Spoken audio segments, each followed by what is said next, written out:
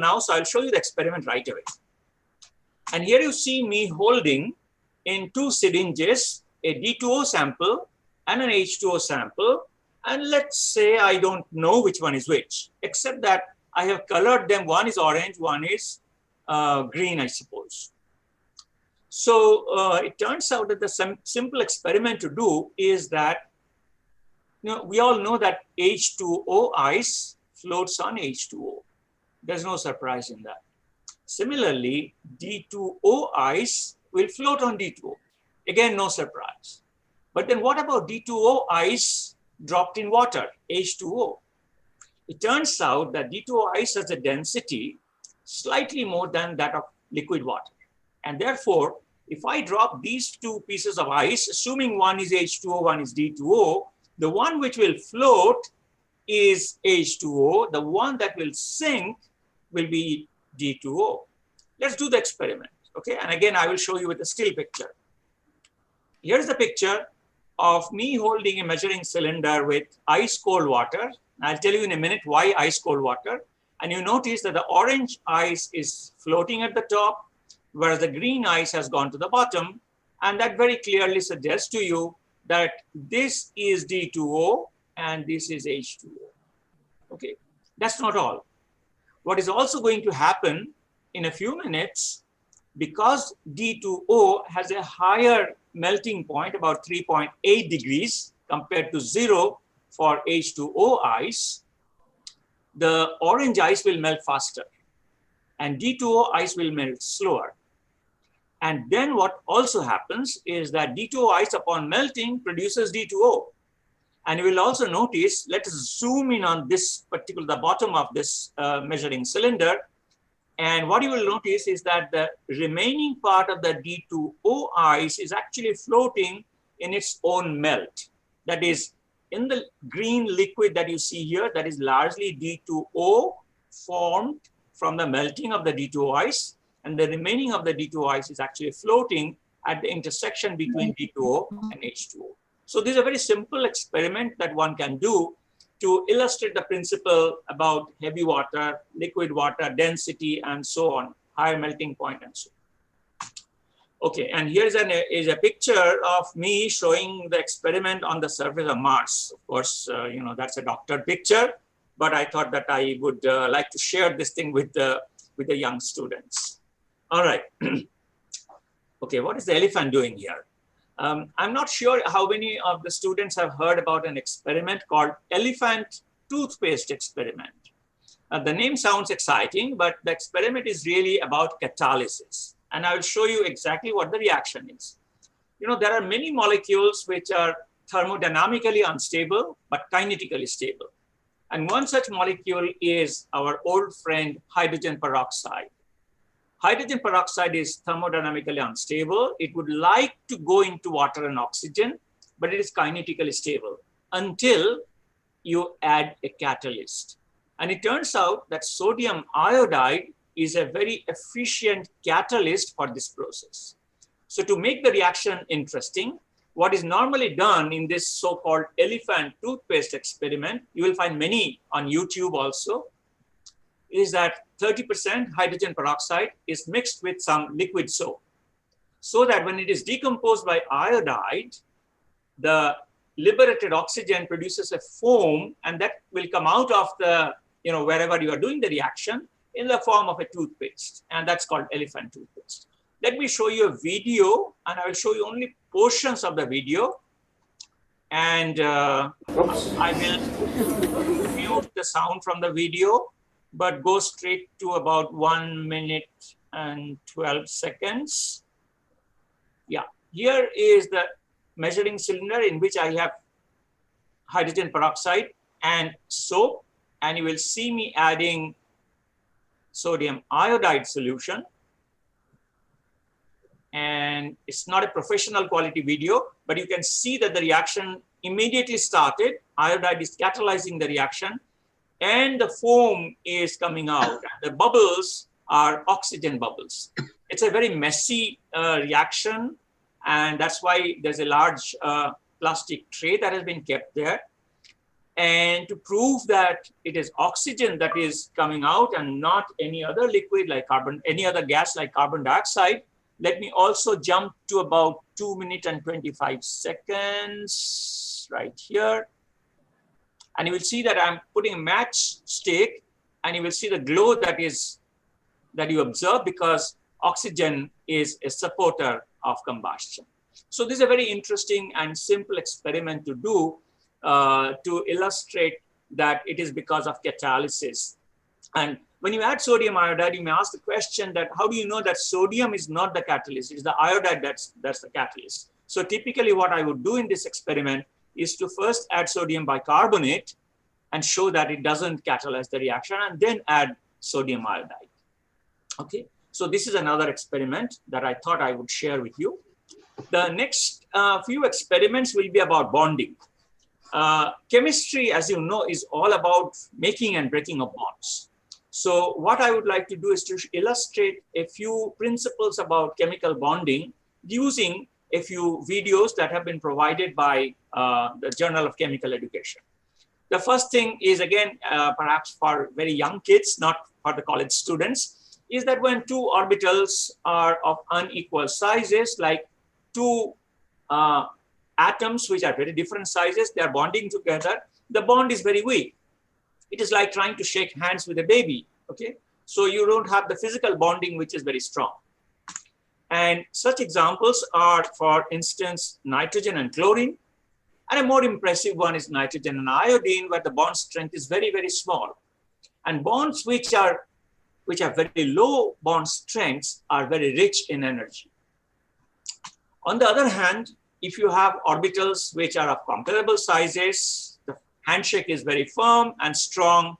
And what I mean to say by this example is that the bond strengths are much more.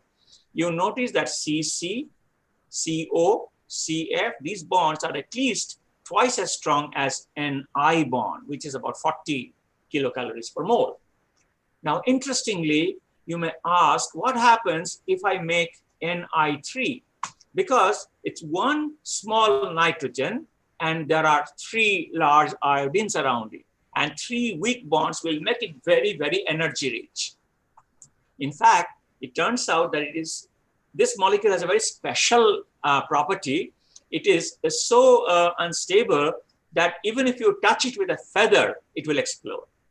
And to illustrate that, let me play this video.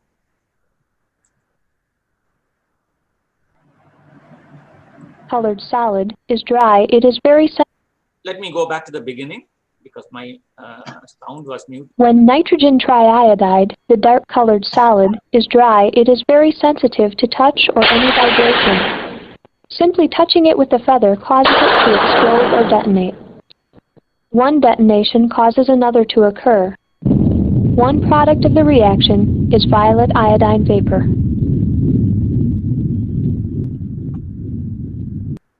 I hope that you are able to see that it is so shock sensitive that just by touching with a feather makes it explode into nitrogen and iodine vapor. I will now go to a bond or a type of bonds which are even weaker than the Ni bond. And this is the so-called hydrogen bond, where, as you all know, it is a hydrogen which is shared between two electronegative atoms, X and Y. You might ask that, why do we bother about hydrogen bonds? The hydrogen bonds are actually very important in biology. For example, on the left-hand side, I show you the helical structure, the alpha helix of proteins, which is one of the major building blocks in a protein structure. And this alpha helix is held together by hydrogen bonds. If time permits, I will say a few things about who discovered the alpha helix and how it was discovered. But nevertheless, I would like to show you also another biomolecule, which again, you all know, is the DNA double helix, which are again, the two helices are held together by hydrogen bonds between A and T and G and C. Hydrogen bond also plays a very important role in the structure of water. You remember we talked about H2O ice floating on liquid water. And that is one of the reasons for that is that In liquid water, liquid water has a compact structure. It has got many more hydrogen bond possibilities. But when it freezes, it opens up to a structure like a diamondoid structure shown on the bottom right, which has a lot of open space. As a result, the volume increases and clearly the density decreases. And on the lower left-hand side, I will try to show you a small animation, if it works, to show that when the liquid water freezes, how the water molecules move away from each other and the density goes down. Yeah, this is the animation. The liquid is freezing and it expands in size. And this is something that is known to all of you, and I'm sure that many of you have done experiments in which you might have taken a bottle of water. I think a bottle of water like the one I'm holding. You may or may not be able to see this. A complete full bottle of water, keep it in the deep freezer, and what happens?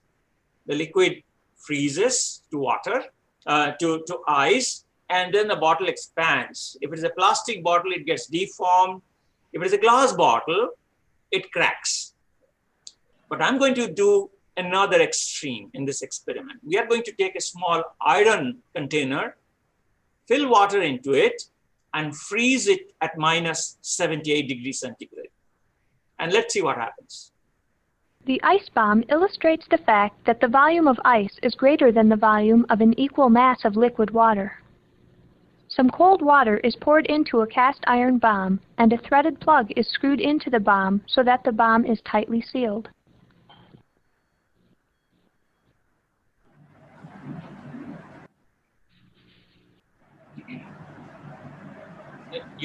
And this is dry ice and acetone. The bomb is then placed into a dry ice acetone slush, which is at negative 77 degrees Celsius, and will cause the water inside the bomb to freeze. A wooden box is placed over the top of the bomb and slush bath. It takes a short time for the water to freeze. When it does, the bomb explodes. Some of the dry ice acetone slush is blown onto the explosion shield. Little bits of the cast iron bomb are left. When the water freezes, tremendous pressure is produced. The pressure is enough to cause this cast iron bomb with more than 1/8 inch thick sides to burst. I hope that you all were able to appreciate the force that comes out when you freeze water rapidly in an iron container.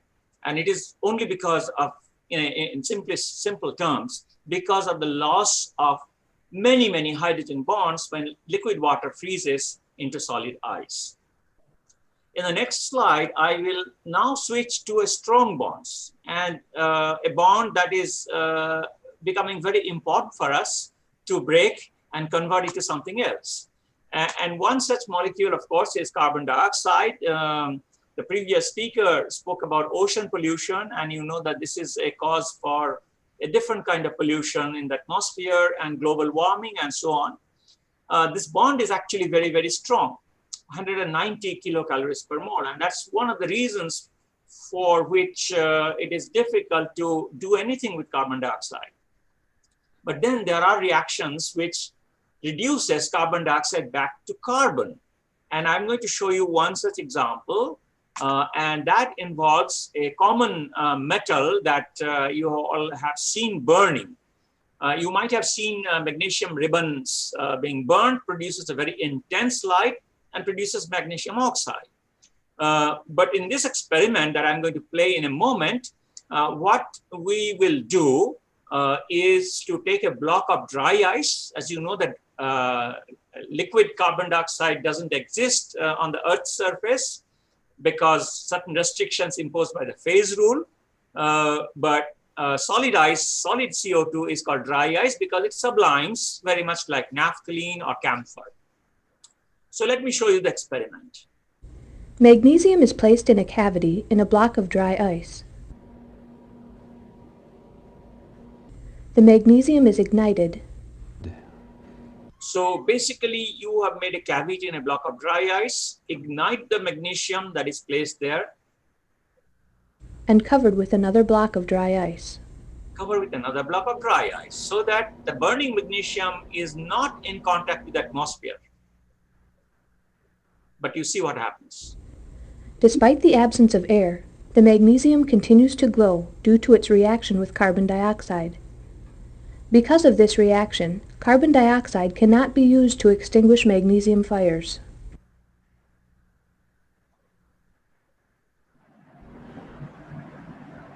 Let's see what's inside.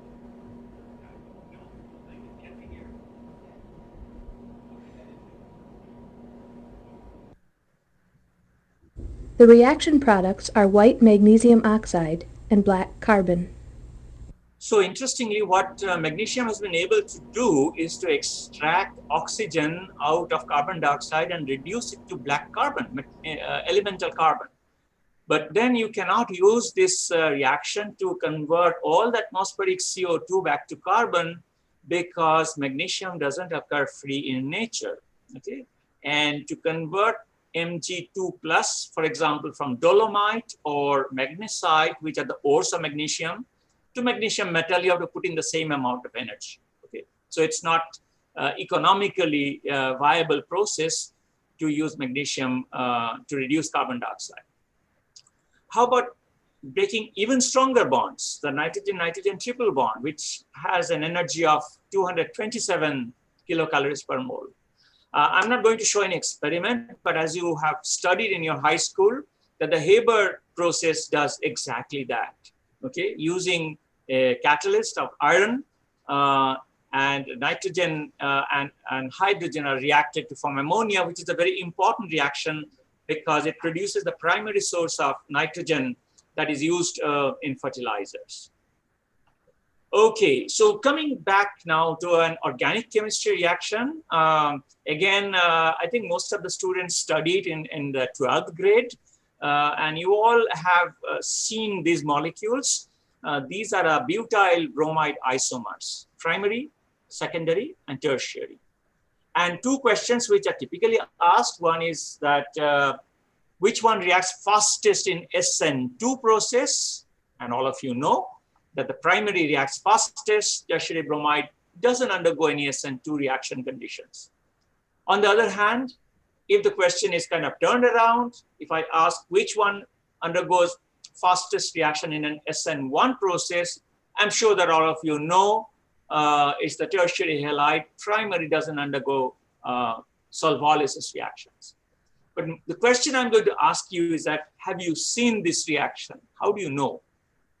So there's a very simple way to carry out this reaction. As long as you have samples of these, I normally do this experiment, but today I'm going to show you a video from a German source.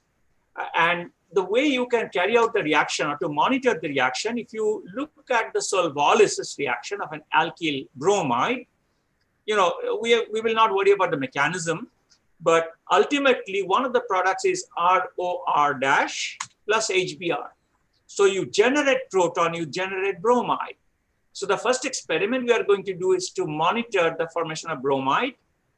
And how do you do that? Again, simple. You must have done in school or in first year BSc. Silver ion forms a precipitate with bromide.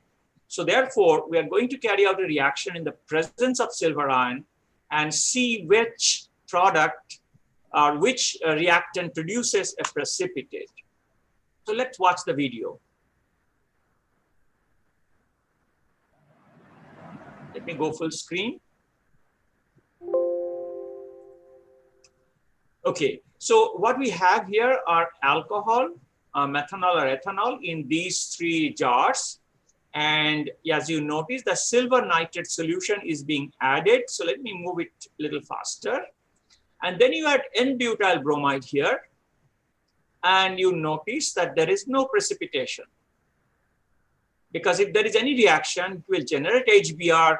That will react with silver nitrate and produce a precipitate of silver bromide. So we notice that with the primary halide, there is no reaction. And let's see what happens with secondary and tertiary.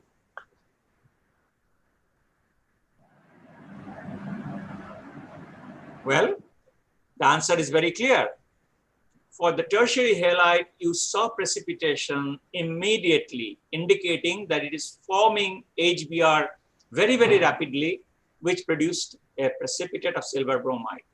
Let me move the video faster, go towards the end, and you notice that after some time, about a minute, 2 minutes, the secondary is also turning cloudy, indicating reaction is happening, but it is much, much slower than what you observe with the primary, with the tertiary halide.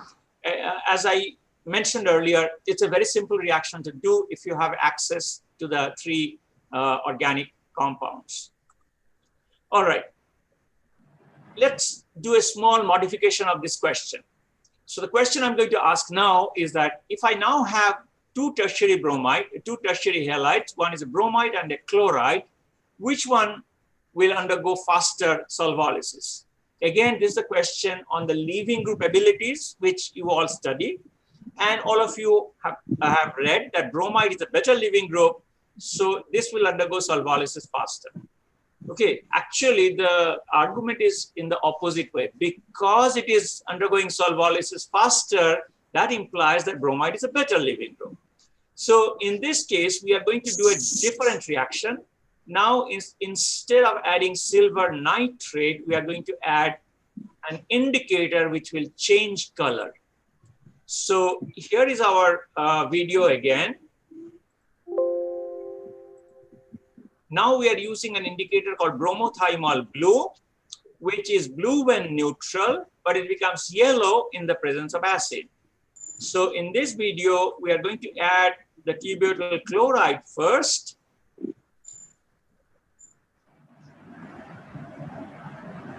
It's added, no change so far. And then t-butyl bromide will be added here.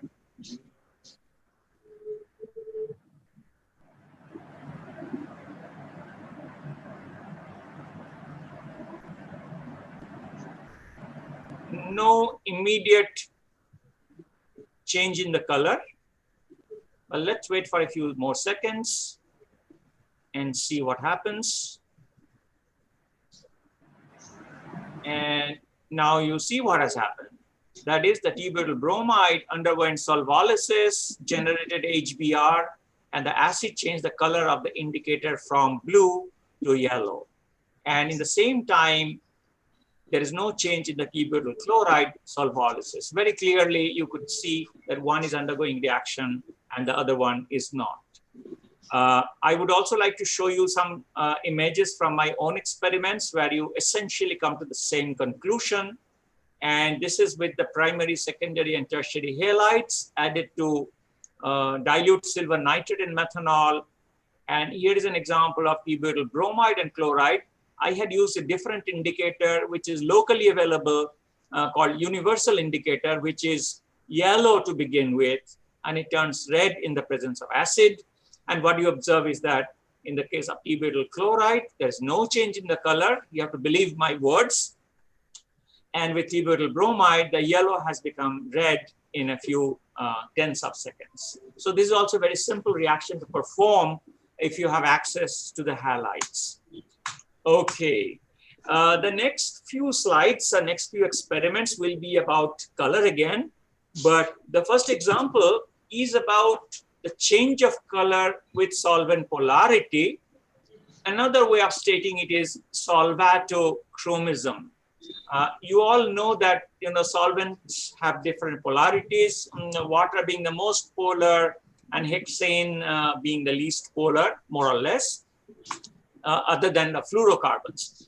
Turns out that this particular molecule that I have shown at the top, it's called Reichardt's dye. Reichard, a German scientist, Reichard made it for the first time.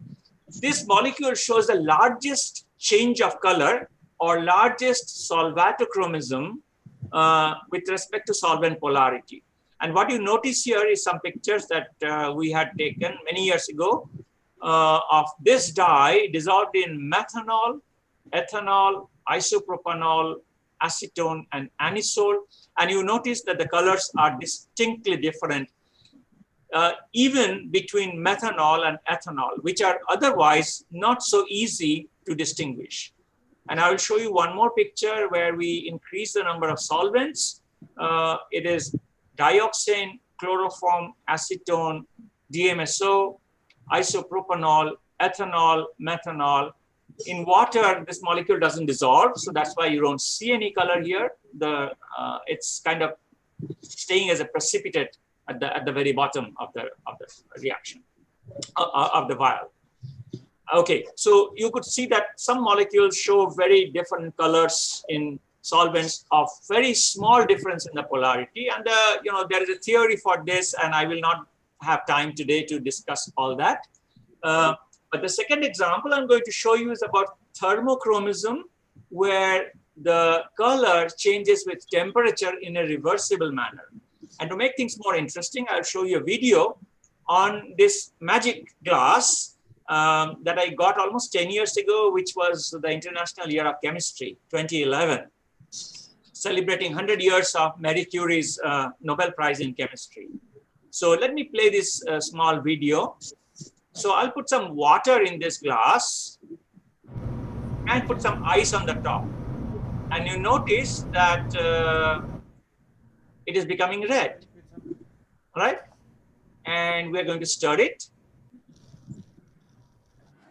And the entire glass, it's not the water that is becoming red, it's the glass that is becoming red, because there is a thermochromic material embedded in the plastic which turns red. So I'm now going to pour out the water, and now you see the glass is red. And to show the reversibility, I'm going to add some room temperature water to it, about half a glass. And you quickly you notice that the bottom has become, again, transparent, okay, colorless, whereas the top part, which is still cold, has retained the color. So this is because of some thermochromic materials that is embedded in the plastic. One such example that you can make in your labs is Ag2HgI4. Okay. All right.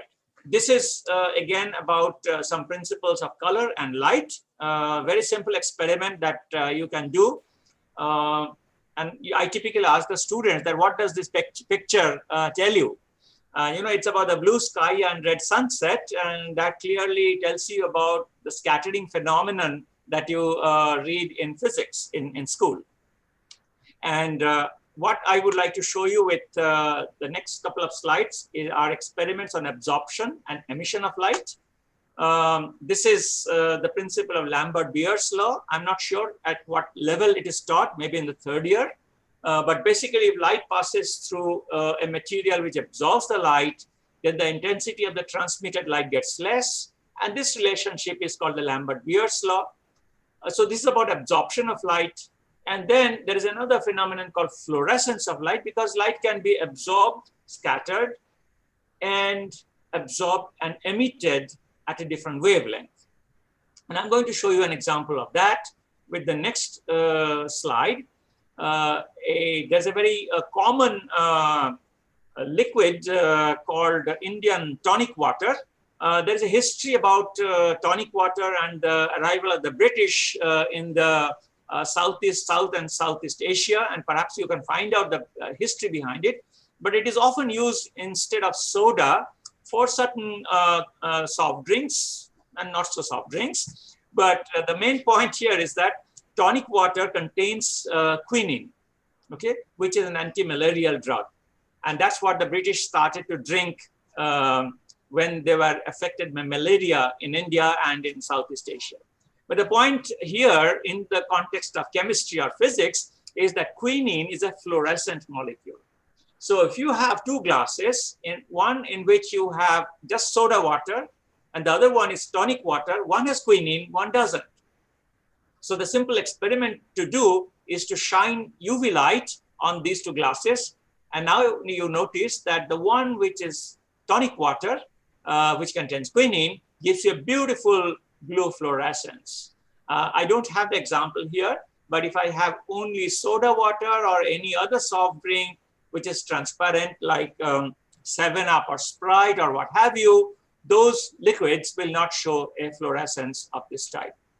But in the next slide, I would like to amplify this principle a little bit more and to show you with a simple set of experiments, which I'm sure all of you can do, is to convert green light into orange light that shows you fluorescence in the visible range.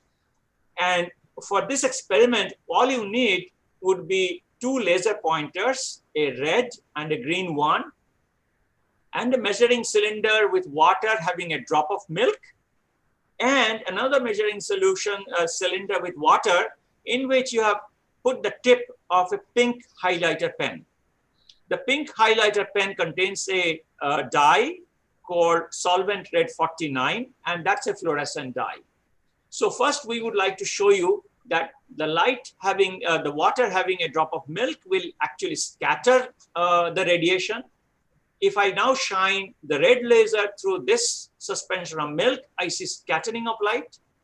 If I shine the green laser, again, I see scattering of light. But red remains red, green remains green. In this solution, that is the suspension of the pink ink in water, if I now shine again the red laser, the red remains red, and I see the scattering of the light because the small particles which are larger than the wavelength of light will scatter the radiation, and you see the path of the light beam. Normally, if the water is clean, if it is pure, it will not show the path of the laser.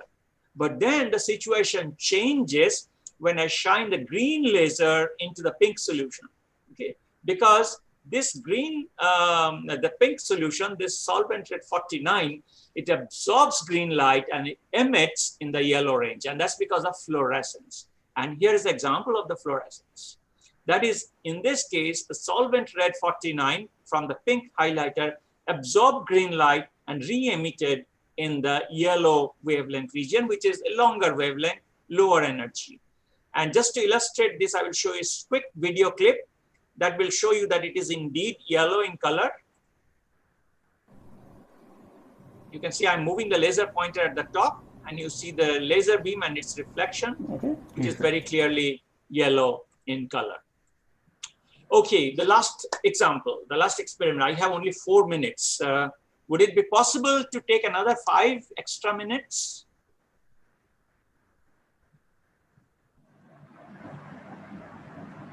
Okay, let's see how it goes. So this example is about chemiluminescence. Sir. Yes, you can go ahead anytime, sir. Okay, thank you. Thank you very much. Because that will kind of complete my experiments. This experiment is about chemiluminescence, which you see, for example, in fireflies and many other organisms. So in this experiment, we are going to use again our old friend hydrogen peroxide as the fuel and react it with the diacid chloride of oxalic acid, that is oxalyl chloride. It produces a strained bislactone kind of a thing, which is nothing but, if you look at it closely, it's 2 molecules of carbon dioxide kind of forced to stay together. Not too surprisingly, this molecule is unstable and it decomposes into 2 carbon dioxide molecules. One is in the ground state, the other one is in the electronically excited state. And if you don't do anything, then you lose the excess energy as heat, which is boring. But in the experiment I'm going to illustrate, we will use fluorescent molecules called sensitizers that will trap the energy from the carbon dioxide and themselves will get electronically excited. So when A star comes back to the ground state, it will emit a photon because these are strongly fluorescent molecules. And by choosing the nature of A, I can get photons of different wavelengths leading to emission of light under cold condition. So the experiment I'm going to show you will involve 4 different dyes. Diphenyl anthracene, which will produce a blue-violet light. Rubrene, that will produce an orange light. Perylene, producing a cyan, a light blue light. And tetrazene, that will give you a greenish light. So let me go back to the video again. It's not a professionally taken video. It's from one of my earlier shows. And I'll quickly show you first the blue and the orange light. Good. Please switch off the lights, please. And you see I'm adding hydrogen peroxide. This will turn blue, this will turn orange quickly.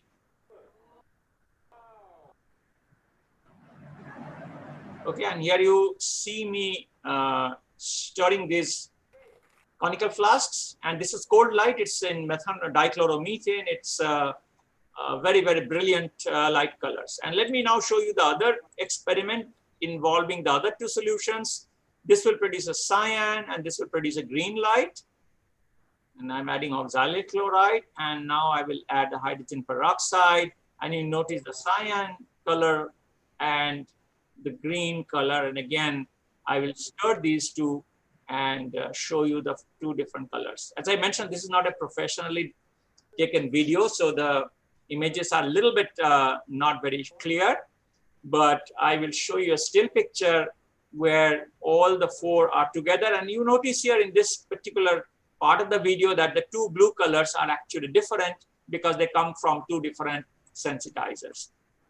And here is an example taken on the table where I have the two blue colors, the orange color and the green color, all taken together, which indicates how you convert the energy of hydrogen peroxide into light directly without going through heat.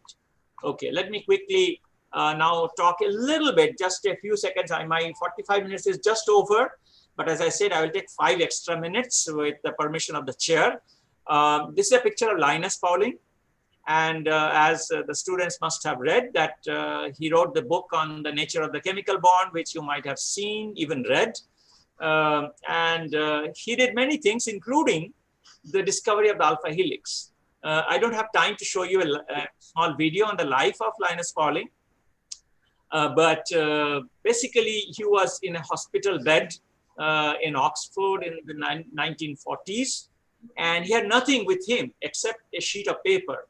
So what he did is to write the structure of the peptide structure. He wrote the linear peptide structure and started folding the paper.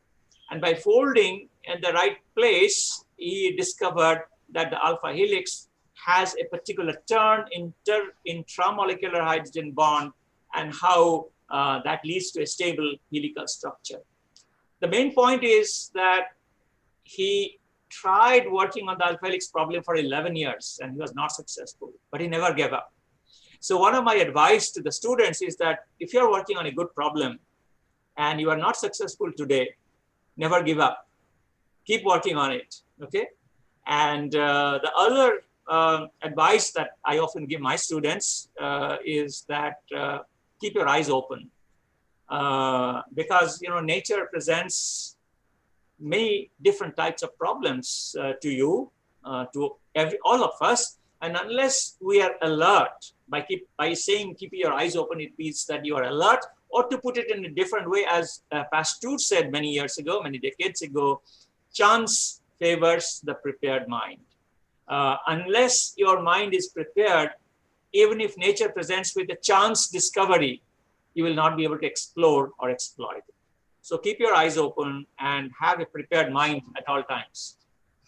Okay, that's the end of my presentation, more or less. But what I often do is to play what is called a periodic table song.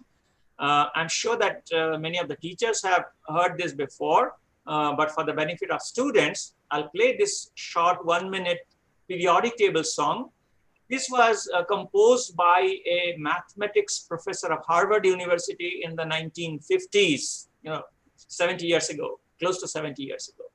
And you will see the modern version of the song with a bit of animation. So let me see if this works. All right. So let's hear the periodic table song from Tom Lehrer.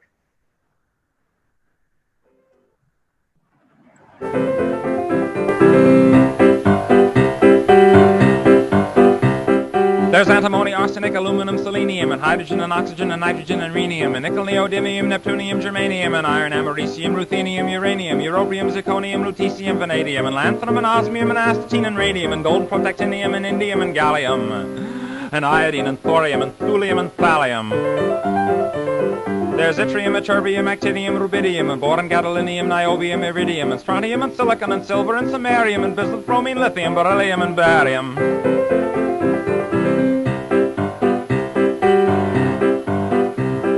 There's holmium and helium and hafnium and erbium and phosphorus and francium and fluorine and terbium and manganese and mercurium, molybdenum, magnesium, dysprosium and scandium and cerium and cesium and lead, praseodymium and platinum, plutonium, palladium, promethium, potassium, polonium and tantalum, technetium, titanium, tellurium and cadmium and calcium and chromium and curium.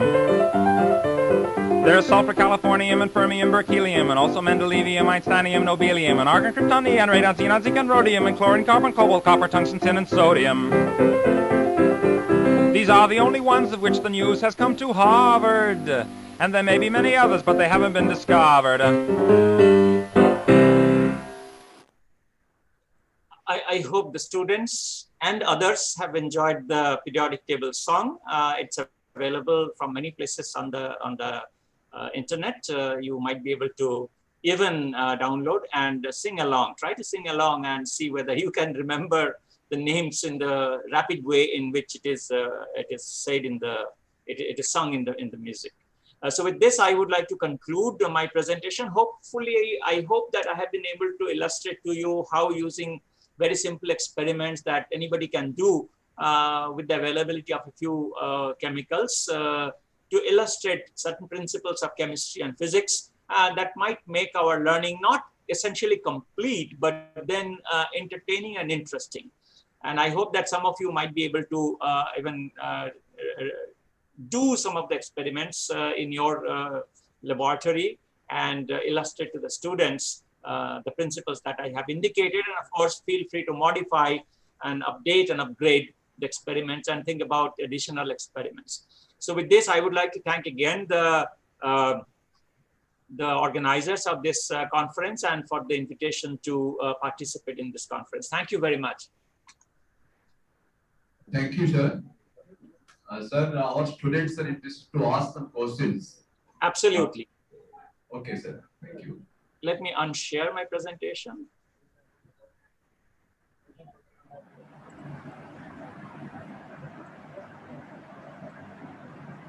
Good morning, sir. Good morning, sir. Hello. Good morning, sir. Yes, good morning. It's still morning. Sir, I have a question on past experiment. Can you please speak a little closer to the microphone? Your voice is very feeble. I have a question on Yeah. past experiment of decomposition of hydrogen peroxide to water and oxygen molecule. Yes. Why sodium iodide? So the reaction not sodium bicarbonate. Okay, that's a good question. The question you're asking is how iodide acts as a catalyst and bicarbonate doesn't, right? So for which, I didn't have time to show the mechanism. My suggestion would be, I am not equipped to right now to draw the chemical structures or the mechanism, but my suggestion would be for you to look up on the internet and find out the mechanism by which iodide acts as a catalyst. Okay, that will be the easiest way without wasting too much time. I can suggest, I'm not answering your question, but I'm asking you to find the answer basically. Thank you, sir.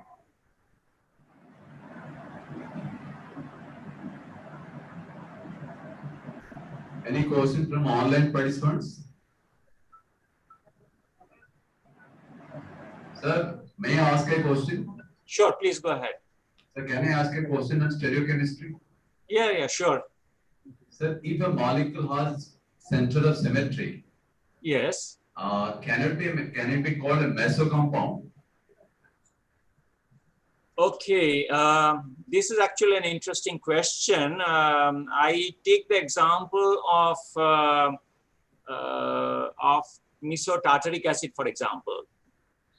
Okay, so mesotartaric acid is a molecule which, in fact, I illustrate this particular phenomenon with a mesotartaric acid because the way it is normally drawn in the Fischer projection, it would have a plane of symmetry, right? Yes. But then the Fischer projection is always the eclipse geometry.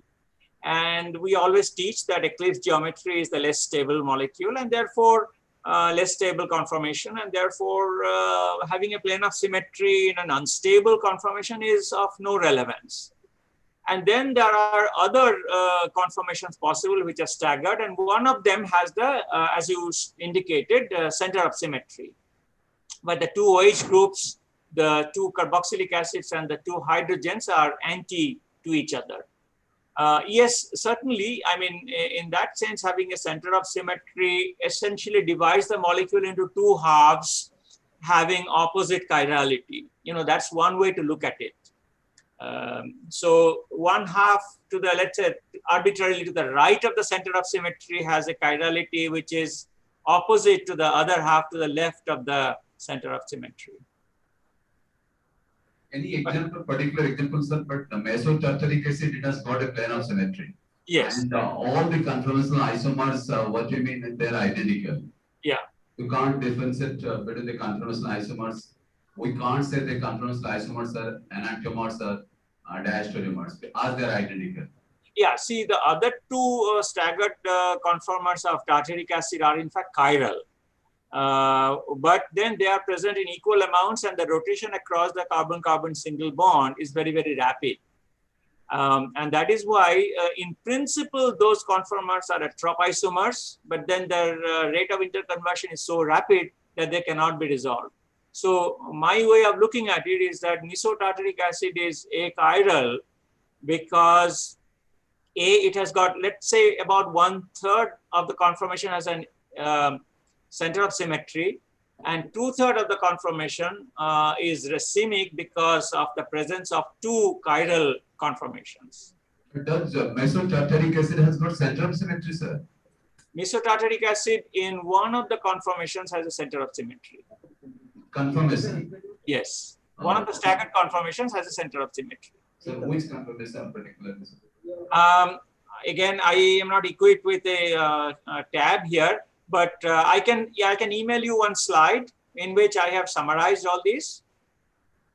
If you can send me your email address, I can send you the slide which clearly shows the 3 staggered conformations. Okay, sir. Okay, sir. I will share my email to you so that Yes. I will have the answer. Okay, sir. Thank you, sir. Thanks for nice presentation, sir. It was a super presentation. It was a super technical session. And just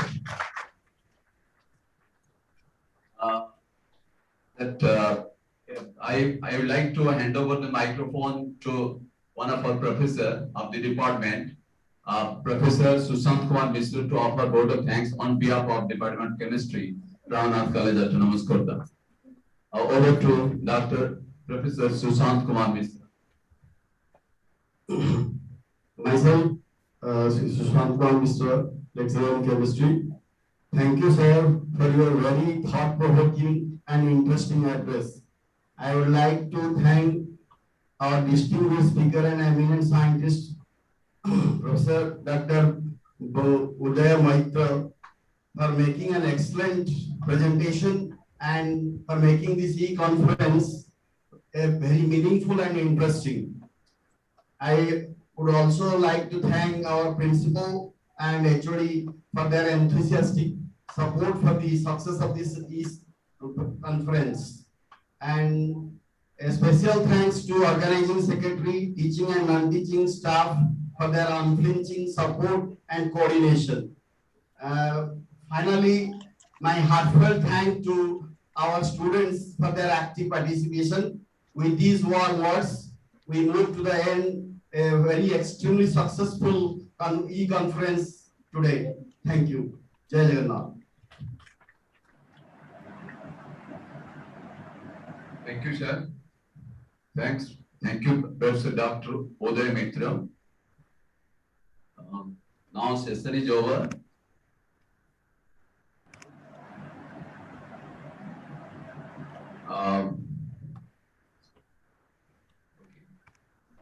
I'd like to call upon our head of the department, the chief of our department, to speak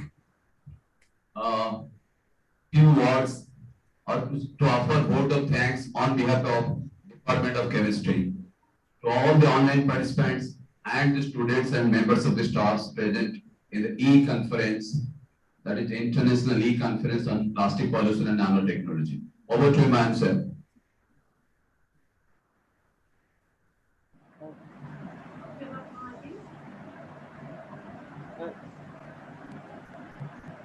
Respected Principal Madam, distinguished guests, organizing secretaries, members of different departments and our department, our loving students, online participants,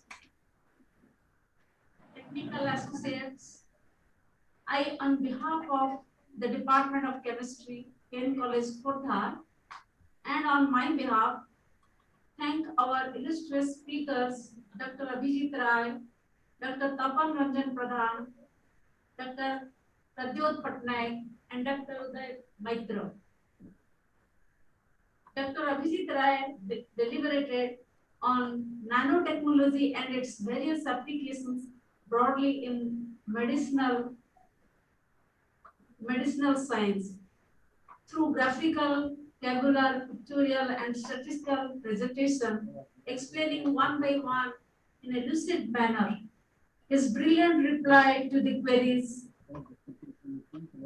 from our participants to our students has made us indebted to him.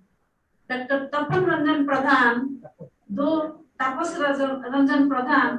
though his research paper, The New Reaction Discovery, a must-do research aspect for drug synthesis on natural products, has elicited active interest from all the participants online and offline. Thank you very much, sir, for your kind participation and presentation. Dr. Pradyot Patnaik, the great son of a great man, Pranab Patnaik, founder of our college. Thank you, sir, for your participation despite your busy schedule and inconvenient time. We are obliged for your deliberation on plastic pollution in ocean. He narrated in a very lucid manner about the types of plastic pollutions of oceans, how they affects the humankind and our ecosystem, types of chemicals from plastic pollution polluting oceans. We are very much grateful to you, sir. Santi Swarapatnagar awardee, Dr. Uday Maitra, for his active deliberation on science experiments and magic with science. I think all of you have enjoyed a lot. Thank you, sir, for making this session very interesting for our students. This first international e-conference has been a reality with the inspiration, encouragement, minute follow-up, and day-to-day advice from our principal madam. Thank you, madam, to be with us all through. I will fail in my duty if I do not record the contribution of the architect of the event, Professor Priyabrat Mohanty and Dr. P.C. Basak, starting from contacting guests to the completion of the event. Thank you, my brothers, and we expect more and more such events in future.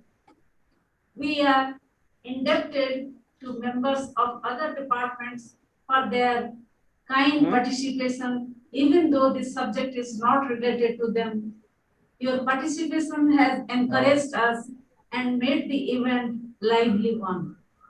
This event would not have been successful without the active cooperation and sacrifice of the members of our department. They have created a new benchmark for all of us in the college. Last but not the least, the target of the event is none else than our students. Thank you, my dear students, for your active participation. With the flawless technical support from Pavitra Babu, Hemanta Babu, and Ravindra Nayak, the event has been successfully completed. Lastly, we owe a lot to the online participants and viewers. Thank you very much. Thank you, one and all. I think the seminar, the e-conference has come to an end. Now I request Sorry, ma'am, for interruption. Before declaring the valedictory function, may I request one of our student, Manisha Maharana, to sing Utkal Bande Utkal Janani.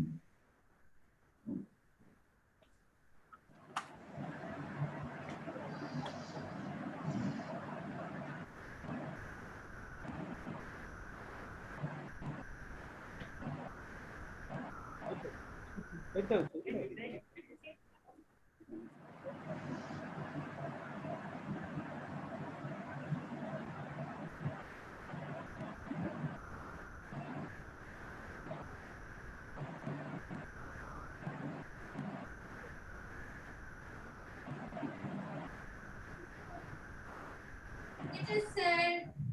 remind our culture by reciting our state anthem.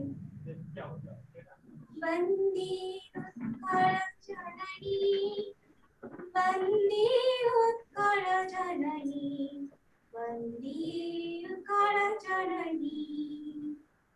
Charu Hashamai, Charu Hashamai, Charu Hashamai, Charu Hashamai, Janani, Janani, Janani, Janani, Janani, Janani, Bandi Utkala Janani, Bandi Utkala Janani, Bandi Utkala Janani. Payodhi vidhata sarira, Tadata manasu sobhita tira. Payodhi vidhata sarira, Tadata manasu sobhita tira. Subrata kula sikula samira, Janani, Janani, Janani, Janani, Janani, Janani, Bandi Utkala Janani, Bandi Utkala Janani, Bandi Utkala Janani. Dhana dhana vana bhumi rajita ange, Neela bhudara mala sajita range. Dhana dhana vana bhumi rajita ange, Neela bhudara mala sajita range. Kala kala mukharita charu vihange, Janani, Janani, Janani, Janani, Janani, Janani, Bandi Utkala Janani, Bandi Utkala Janani, Bandi Utkala Janani, Bandi Utkala Janani.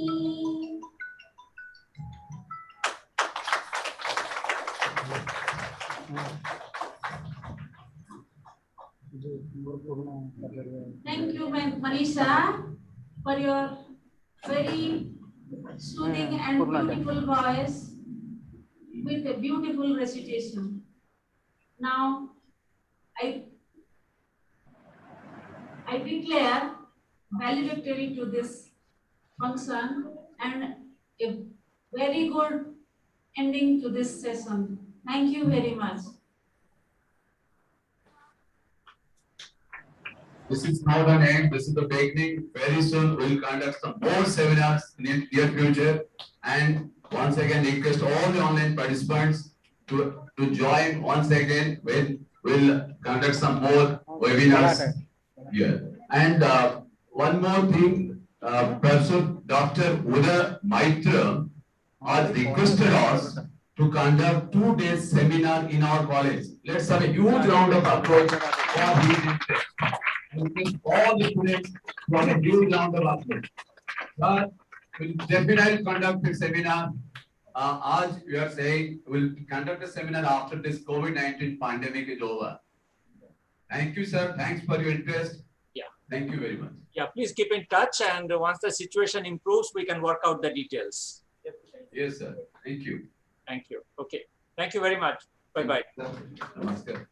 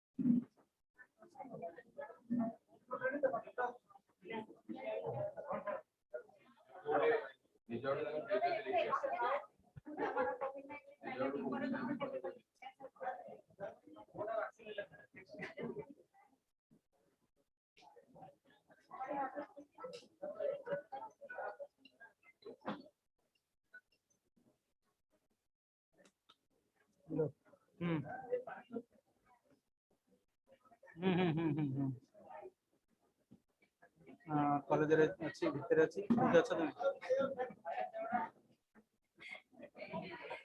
ନା ଏପଟେ ଆସିପାରିବ ମଝିରେ ଘଣ୍ଟେ ଅଛି